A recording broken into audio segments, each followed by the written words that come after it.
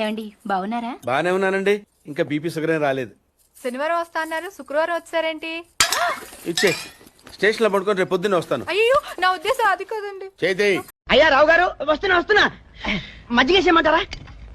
ఏమండి, నాకు ఇంకా రైసే పెట్టలేదు, అప్పుడే మజ్జిగేసేయమంటారంటారేంటండి? ఓ సారీ.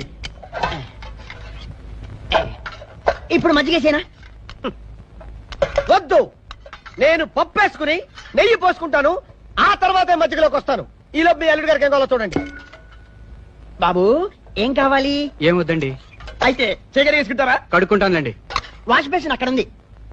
బావగారు మజ్జిగ అండి? కాదు. అయితే ఏడిచారండి?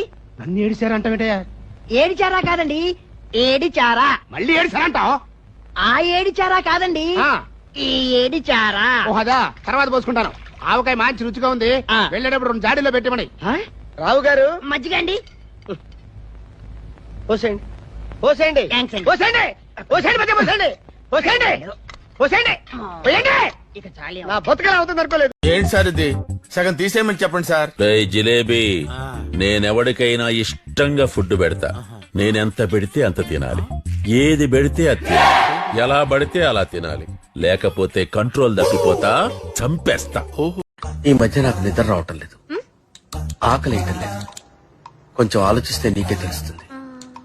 ఏజ్ ప్రాబ్లం అయి ఉంటుంది. బీపీ గానీ షుగర్ గానీ ఉన్నాయా? ఏమండి, ఎందుకలా అడిగారు? అంటే అలాంటివి ఉంటేనే ఇలాంటివి వస్తాయి. ఈ ఏజ్ లో నీకు పెళ్ళేంట్రా? సిగ్గు లేదు? చూడటానికి అలా కనపడతాను కానీ నేను యూత్తేనండి. యూత్ ఈ ముడతలేంట్రా? బాణపడతానండి. పేపర్లు క్లియర్ గా చూసుకున్నావా? సత్య అంటే మీరేనా సార్? కాదయ్యా, 10 నెలల నుంచి ఇల్లు ఖాళీగా ఉంటే కబ్జా చేసి రండి బాబు రండి రండి బాబు రండి అని నీకు అమ్ముకుంటున్నాను. ఎందుకు సార్ కోపం? మీ ముఖం చూసి ఎవరైనా మోసం చేసేవాడు అనుకుంటారా? చిన్న పిల్లోడు ఫేస్ సార్ మీది. ఎన్నిసార్లు చెప్పాలా నీకు? ఎవరు నువ్వు? సత్య ఫ్రెండ్ అండి. వీడు ఈ టైంకే రావాలా?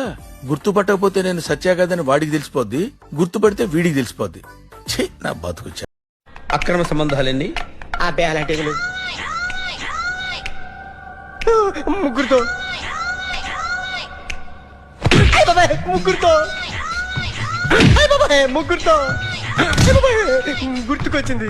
ఈ ఇంటి బాగుందని మర్చిపోయాను. ఒక్కడైనా వాడి గురించి పట్టించుకుంటారా?